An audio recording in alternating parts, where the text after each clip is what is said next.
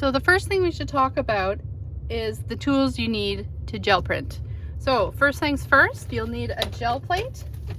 So this is my gel plate. It's essentially just a slab of like a squishy jelly-like material. It's pretty flexible. You can see I can move it around. It's a little bit sticky. I like to keep my gel plate on a piece of plexiglass like this. This is just plexiglass from the art store, just to keep it from moving around too much. So I just mount it on there like that.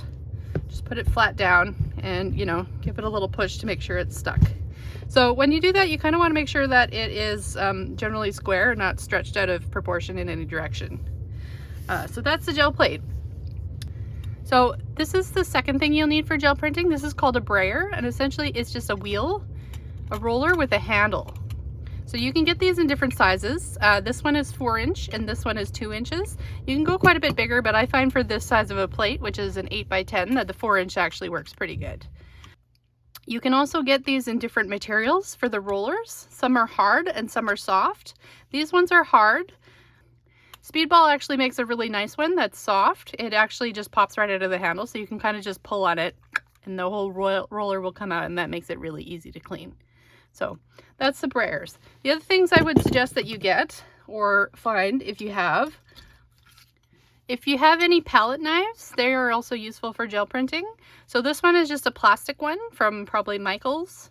And I also have some metal ones. They're kind of flexible and they're blade thin, but they're not sharp in any sense.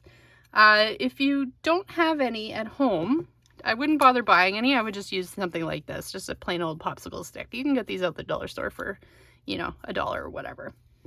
The one thing I would say about palette knives is that to be careful if you get an assortment pack, because you might end up with one like this, which is fine for painting, but I wouldn't use it on the gel plate because of this sharp corner. The last thing you want to do is make a gouge or make a mark in your gelatin plate, because that will show up in your prints.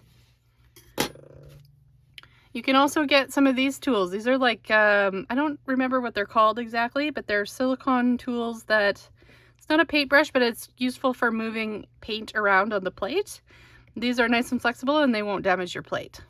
You can also use paintbrushes, but I don't use these very much in my work. I find that I get the best results strictly from the brayer, or if I really want to, using something like Q-tips or even makeup sponges generally does the trick for me.